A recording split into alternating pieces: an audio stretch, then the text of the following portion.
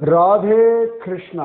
जय बोलो सीता रामचंद्र भगवान की जय। श्री राम जय राम जय जय राम। श्री राम जय राम जय जय राम। जय बोलो सीता रामचंद्र भगवान की जय। जय बोलो राष्ट्र गुरु समर्थ रामदास स्वामी की जय। जय बोलो वीर धीर सूर आंजनेय स्वामी की जय। जय बोलो स्वराज्य सिंहासनाधिपति छत्रपति शिवाजी महाराज राजे की जय। जय बोलो छत्रपति शिवाजी महाराज राजे की जय। அழகான சமர்த்த ராமதாசருடைய தெய்வீகமான சரித்திரம். தெய்வீகம் அப்படின்றது உங்களுடைய மனசு சம்பந்தப்பட்ட அழகான ஒரு விஷயம். தெய்வீகத்துக்கு முதல்ல மனசு தான் அவசியம். அசுரத்தன்மைக்கும் மனசுதான் காரணம். மனசுல ஒரு தெய்வீகத்தை பற்றிய ஒரு உணர்வு இல்லை வச்சுக்கோங்களேன். எதிர்க்க கிருஷ்ணனே இருந்தாலும் பெருசா ஒரு பூரிப்பெல்லாம் வராது. புரியுறதா? நல்லா கவனிச்சு பாருங்களேன். நீங்க கோவிலுக்கு போற ஒரு கண்கள்ல ஒரு ஆனந்த கண்ணீர், அது மனசு, அது அந்த மொமெண்ட் எப்படி இருந்து தெரியுமா? அதாவது உங்களால வர்ணிக்கவே முடியல பார்த்தீங்களா? ஆனா அது மனசு உணர்றது, உங்களால அதை ஃபீல் பண்ண முடியாது. அதான் தெய்வீகம். ஒரு அணி கத்திந்து விளையாடுறது, அதுல ஒரு தெய்வீகம் இருக்கு. ஒரு கிளி அழகா தன் ஜோடியோட கொஞ்சம் விளையாடுறது, அதுல ஒரு தெய்வீகம் இருக்குன்னா, ஸ்ரீமத் ராமாயணத்துல கிரௌஞ்ச பட்சிகள் இரண்டும் கொஞ்சம் விளையாடுறத பார்க்கிற நம்ம வால்மீகி மகரிஷி அப்படியே ஆஹா அப்படின்னு ரசிக்கிறார். ஒரு குஞ்சு பறவைக்கு தாய் பறவை அன்னம் ஊற்றுறது, நிஜமாவே ஒரு தெய்வீகம் இருக்கத்தானே செய்யறது. ஒரு செடி முதல்ல ஒரு மொட்டு விடுறது, முதல்ல இல்லை, அது 10,000 தடவை மொட்டு விட்டாலும் ஒவ்வொரு பூவிலையும் ஒவ்வொரு மொட்டிலையும் ஒரு தெய்வீகம் இருக்கு. அது மலர்றதுல ஒரு தெய்வீகம் இருக்கு. பிஞ்சு பிஞ்சு காய்கள் பழங்கள் எல்லாத்தையும் தெய்வீகம் இருக்கு. இங்க தெய்வீகம் இல்லாமல் எதுவும் இல்லை. சக்க சிவந்த வானம், சூரிய உதயம், சூரிய அஸ்தமனம், இருள் கவ்விய பூமி, அந்த இருளில் பிரகாசிக்கக்கூடிய நட்சத்திரங்கள், வளர்பிறை சந்திரன், தேய்பிறை சந்திரன், பௌர்ணமி நிலவு, பறவைகளின் நாதம், நல்ல காற்று, வெளிச்சம், தீபம், உணவு, தண்ணீர், உணவினுடைய ருச்சி, பழங்களின் ரசம், உப்பு, புளிப்பு, காரம், துவர்ப்பு, நீங்க உடுத்திக்கிற ஆடை, போட்டுக்கிற செருப்பு, உட்கார்ந்து இருக்கிற சேர், இப்ப இந்த சத்சங்கத்தை கேட்டு இருக்கிற ஹெட்போனோ, ஸ்பீக்கரோ, மொபைல் போனோ, எல்லாத்தையும் தெய்வீகம் இருக்கு இல்லையா? இந்த தெய்வீகத்தை நீங்க அனுபவிக்கணும். எல்லா சூழ்நிலையிலும் தெய்வீகத்தை அனுபவிக்க முடியும். ரிமெம்பர், அர்ஜுனனுக்கு யுத்த களத்துக்கு நடுவில் தான் தெய்வீகமான கீதை கிடைச்சது. கோரமான யுத்த களத்துக்கு நடுவில் தான் அர்ஜுனனுக்கு விஸ்வரூப தர்சனம் கிடைச்சது.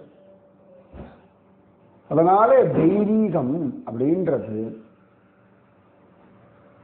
அழகா சமைக்கிறதுல இருக்கு, துணி துவைக்கிறதுல இருக்கு, தாம்பத்தியத்துல இருக்கு, பிரம்மச்சரியத்துல இருக்கு, சந்நியாசத்துல இருக்கு, சிரிக்கிறதுல இருக்கு, குழந்தைகளோட பேசுறதுல இருக்கு, நடக்கிறதுல இருக்கு, குளிக்கிறதுல இருக்கு, உடம்ப அலங்காரம் பண்ணிக்கிறதுல இருக்கு, அடுத்தவர்களுக்கு உதவி செய்வதில் இருக்கு, அடுத்தவர்கள் உங்களை ஏமாற்றும் பொழுது அதிலிருந்து உங்களை காப்பாற்றிக்கிறதுல இருக்கு.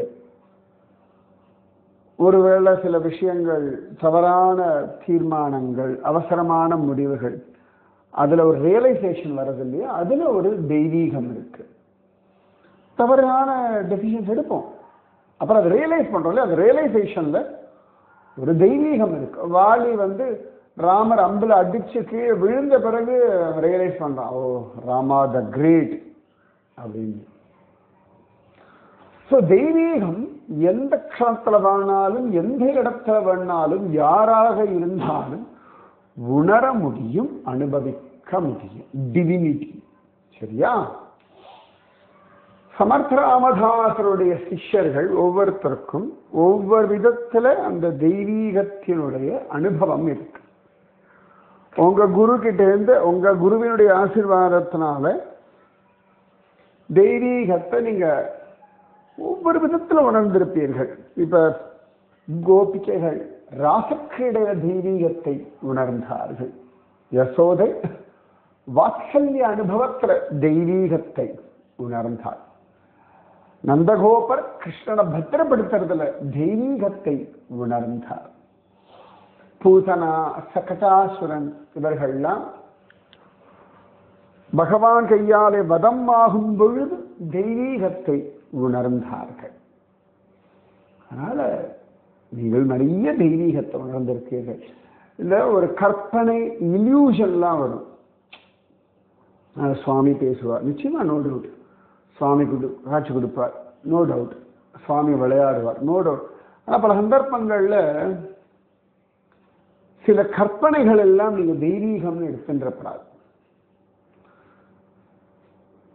அது நீங்க குருவோட நேர பேசும்பொழுது இது கற்பனைன்னு சொல்லிடுவார். 10 ரூபா நம்ம சொல்ல முடியாது. இப்ப நான் இந்த விஷயங்கள்லாம் தெய்வீகம் இல்லைன்னு சொன்னா அது சரிவிட்டு வராது. ஏன்னா பல சந்தர்ப்பங்கள்ல அது தெய்வீகமாகவும் இருக்கும். உங்க குரு தான் உங்களுக்கு தெய்வீகமா இல்லையா அப்படின்னு புரிய வைக்க முடியும். ஆனா ஒண்ணு பிரார்த்தனை பண்ணிக்கலாம், எனக்கு தெளிவாக தெய்வீகம் புரிய வேண்டும் அப்படின்னு. பெருசா சம்பவங்கள், சிச்சுவேஷன்ஸ் அவங்களுக்கு புரியலைன்னா கூட, நான் சொன்னேன் இல்லையா, சாப்பிட்றது, தூங்கிறது, நல்ல ட்ரெஸ் உடுத்திக்கிறது, ஒரு அழகான பூவின் வாசம், எல்லாத்துலேயும் தெய்வீகம் இருக்கு. புரியுதா? சமர்த்த ராமதாசருடைய சிஷ்யர்கள்ல பெண் சிஷ்யர்கள் சில பேருடைய வாழ்க்கையை நம்ம பார்த்துட்டு இருக்கோம். நேற்று அவ்வளவு அழகா ஆபா பாயி அவளுடைய அனுபவத்தை பார்த்தோம். சமர்த்த ராமதாசருக்காக எக்ஸ்க்ளூசிவா அவள் ஒரு கீர்த்தனை பண்ணாள் அப்படின்னு.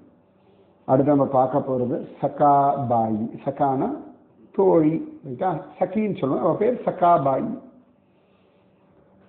அவ சாசல்லையே இருந்தா. எப்பொழுதுமே சமர்த்த ராமதாசர் கொடுத்த கைங்கரியம் தான் அவளுக்கு உயிர் நாடி. ஹோல்டு வேணும் இல்லையா நம்ம வாழ்க்கையில வாழறதுக்கு? நம்ம வாழ்க்கையில வாழறதுக்கு ஏதோ ஒரு பிடிப்பு வேணும். சில பேருக்கு இந்த கைங்கரியத்துல ஒரு பிடிப்பு இருக்கு. நான் நிறைய பேரை பார்த்துருக்கேன், ரொம்ப அழகா இருக்கும். இந்த கைங்கரியத்துல ஒரு பிடிப்பு இருக்கும். அதுவே அவளுக்கு ஒரு பெரிய ஒரு தெய்வீக அனுபவத்தை கொடுக்கும். சில பேருக்கு நாம ஜபத்துல, சில பேருக்கு பஜனையில. நான் திரும்ப சொல்றேன், நாம ஜபம் பஜனை இதெல்லாம் 1-to-1 உங்களுக்கும் உங்கள் தெய்வத்திற்குமான ஒரு பியூட்டிஃபுல் கனெக்ஷன். இது உங்களுக்கும் மற்றவர்களுடைய கொண்டாட்டத்திற்குமான கனெக்ஷன். இது ஏன்னா பல இடங்கள்ல இந்த நாம ஜபம் பஜனை இதெல்லாம் ஊர் உலகம் கொண்டாடினாதான் அது சூப்பர் அப்படின்னு போயிட்டா. அதனால நான் அதை சொல்றேன். ஊர் உலகம் நீங்க சாதாரண பஜனை பண்ணுங்க, ஊர் உலகம் தானாக ஊர் உலகம் கொண்டாடுறாதான் அது சூப்பர் நினைச்சிட்டு அது தெய்வீகத்துல வராது. பாராயணம் வசத்தி ஆனா சூப்பரா பாராயணம் பண்ற 4 பேர் சொன்னாதான் அது பாராயணம்னு இல்லை. புரியுதா?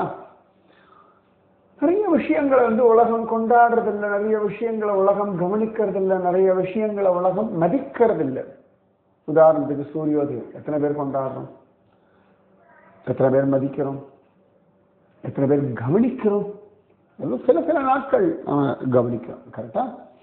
ஆனாலும் இந்த சூரியோதயம் நடந்துட்டு தானே இருக்கு. அதனால கடவுளுக்காக நீங்க வந்தாச்சும் உங்க கடமை இதை பண்ணிட்டே வாங்க. உங்க குடும்ப வேலைகளை பண்ணிட்டே இருக்க. குரு சூப்பரா நீ உன் குடும்பத்தை கவனிக்கிறா, நீ ரொம்ப அக்கறையோட இருக்காய், இப்படி எல்லாம் உட்காந்து உங்களுக்கு சொன்னாதான் அப்படிங்க. நீங்க பாட்டுக்கு பண்ணிட்டு வாங்க. ஒருவேளை குரு சொன்ன கைங்கரியமே நீங்க பண்ணிட்டு இருக்கலாம். குரு எல்லா சந்தர்ப்பத்திலையும் உங்களை பாராட்டி ஜோர் அப்படின்னு சொல்லணும் அவசியம் இல்லை. குருன்னு இல்லை, யாரா வேணா இருக்கட்டும், நீங்க உங்களுக்கு தெரிஞ்சு ஸ்ரத்தையோட பண்ணிட்டே இருக்கும். சரியா? எனக்கு எப்பவுமே நான் சொல்லுவேன், இந்த காட்டு மரங்கள் காட்டு செடிகள். நான் 2-3 நாளா தூத்துக்குடியில் சுத்தின்னு இருந்தேன். இப்போ வந்தாச்சு மெட்ராஸ்க்கு. தூத்துக்குடி திருநெல்வேலி போவேன். நல்ல பைபாஸை போயிட்டு 2 பக்கம் நிறைய ஹோட்டல் காடு மாதிரி இருக்கும். நிறைய காட்டு செடிகள் ஜம்மனை பூத்து குலுங்கிறது, அந்த காற்றுல அப்படியே ஆடுறது ஜம்மனை இருக்கு பார்க்கறதுக்கு. என்ன அதுக்கு நடுவில் எங்கேயோ அந்த காட்டு செடிக்கு நடுவில் கூட எங்கேயோ மயில்கள்லாம் தோகையை விரிச்சுட்டு அது பாட்டு விளையாடிட்டு இருக்கு. யாரு கவனிக்கிறாங்கன்னா அதோட வாழ்க்கை அது வாழறது. சரியா? மயில்கள் தோகையை விரிச்சு ஆடுறது தன்னுடைய சந்தோஷத்துக்காக, தன்னுடைய இணைக்காக, அழகாக மழை மேகம் ரசிப்பதற்காக, அதுக்காக ஆடுறது. அது மனிதர்களை வசப்படுத்துவதற்காக ஒரு நாளும் தோகை விரித்து ஆடுவது இல்லை இல்லை இல்லை இல்லை இல்லை. எத்தனை இல்லை சொல்லன்னு பார்க்கலா? பல சந்தர்ப்பங்கள்ல எவ்வளோ என்ன சமைச்சேன், வீட்டில் ஒன்றும் கொண்டாடுறதே இல்லை, என்ன கண்டுக்கிறதே இல்லை. ஆஃபீஸ் எவ்வளோ வேலை பண்ண, ஒரு பெரிய கிரெடிபிலிட்டி இல்லை. அப்படிலாம் அவசியம் இல்லை. Just go ahead. அதுக்கான அழகான விஷயங்கள் உங்க வாழ்க்கையில் நடக்கும், கிடைக்கும். மல்டிபிள் பெனிஃபிட்ஸாக தெய்வம் கொடுக்கும். இதனுடைய அனுபவத்தை சொல்றேன். இந்த சகாபாய் அவளுக்கு என்ன தெரியுமா வேலை? அந்த சாஃபல் ராம் மந்திருடைய இந்த பண்டார்கர்னு சொல்லுவாங்க, அந்த சாமான்கள்லாம் இருக்கக்கூடிய கரெக்டா தயிர், பால், மோர், வெண்ணெய், நெய், அரிசி, புளி, பருப்பு, உப்பு, மிளகு, வெல்லம் என்னெல்லாம் ஸ்டாக் வச்சுக்கணுமோ எல்லாம் பார்த்துக்கணும். அதுதான் அவளுடைய வேலை. கரெக்டா வச்சிருப்பா. இந்த ஸ்டோர் ரூம் மாதிரி வச்சுண்டு ரொம்ப அழகா இருக்கும். அதை வச்சுக்கிறதுக்கும் ஒரு திறமை. நிறைய பேர் நான் பார்த்துருக்கேன், குப்பை மாதிரி வச்சிருப்பா. கிச்சன்ல பார்த்துருக்கேன். அதனால வீட்டுக்கு கிச்சன் கூட போகவே மாட்டோம். குப்பை டப்பாவை பயங்கரமா வச்சிருப்பா. தொடர்பே யோசனையா இருக்கும். இந்த பாத்ரூமோட பக்கெட்டு, மக்கு இதெல்லாம் கூட ஒழுங்கா அப்பப்போ தேய்க்க மாட்டான். பாத்ரூம் சில பேர் ரொம்ப இதாக வச்சிருப்பா, நான் பார்த்துருக்கேன். சில பேர்லாம் எவா அப்படின்னு இருக்கும். அந்த ஒரு நளினம் இருக்கணும். அதாவது நான் குருஜி அம்மாவோட இதுதான், துணியை அழகா மடிச்சு வைக்கணும். ஒரு நீட், அதாவது நீட்னா அதில் இந்த ஓசிடின்னு சொல்லுவார்ல, ஒரே இப்படிதான் தன்னை படுத்திக்கிற மாதிரி அடுத்தவாளை படுத்துற மாதிரி இல்லை, கிளீனா நீட்டா வச்சுக்கணும். ஸ்டோர் ரூம் நிறைய மதங்கள்லாம் எனக்கு பார்த்துருக்கேன். சில பேர் ரொம்ப அழகா வச்சிருக்கோம், சில பேர் பயமா இருக்கும். சில பேர் நான் பார்த்துருக்கேன் ஆஃபீஸ்ல ஃபேக்டரியிலலாம் ஒர்க் பண்ணும்போது ஸ்டோர் ரூம் ஸ்டோர் கீப்பராக இருப்பான். அழகா லிஸ்ட் போட்டு அந்த மெடிக்கல் ஷாப்ல பார்த்துருக்கேன். கரெக்டாக அந்த லிஸ்ட் எழுதி ஒட்டி இந்த மருந்துகள் இங்கே இருக்கு, அவ்வளோ அழகாக ட்ரெயின் பண்ணியிருப்பான் அந்த மெடிக்கல் ஷாப் ஓனர்ஸ் எல்லாம், இங்கே வேலை செய்கிற பசங்களை. அதில் தான் ஒரு ஸ்ட்ரிப் 2 ஸ்ட்ரிப் இருக்குது, யாராவது வாங்கிட்டா ஒரு 5-6 தான் இருக்குன்னா உடனே அந்த நோட்டில் இந்த மருந்து வேணும், ஸ்டாக் வேணும்னு கையோடு எழுதணும்.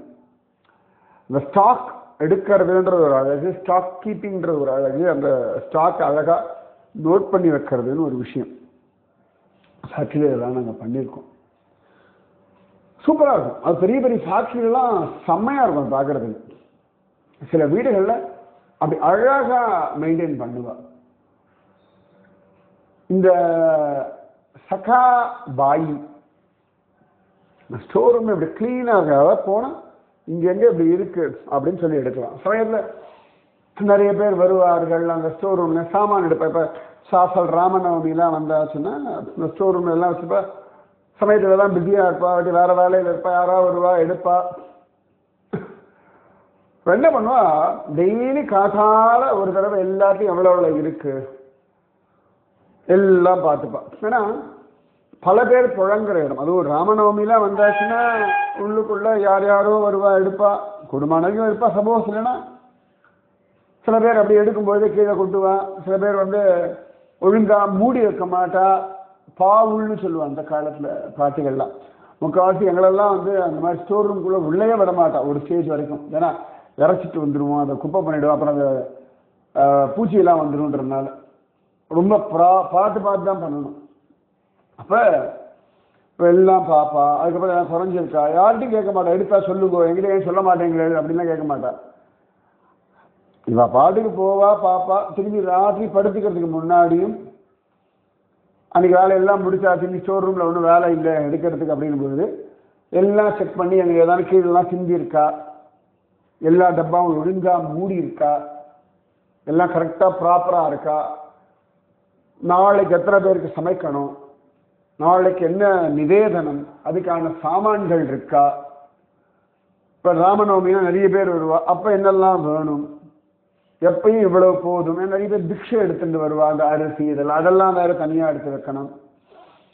சிலதெல்லாம் சமர்த்த ராமதாசருக்கான விஷயங்கள்லாம் தனியாக எடுத்து வைப்பா. டெய்லி ரொட்டீனா சுவாமி நிவேதனமா அது ஒரு அறையில் அழகா ரேக்ல அடுக்கி வச்சிருப்பா. ஏதான விசேஷங்கள், இந்த ராமநவமி உற்சவம் இல்லாட்டி சில நாள் இப்போ இன்னைக்கெல்லாம் விவாக பஞ்சமி, நம்ம சீதாராமனுடைய கல்யாண தினம், நம்ம பத்மாவதி தாயாருடைய அவதார தினம், அப்புறமா பாங்கே பிகாரி பிரகடனமான தினம்.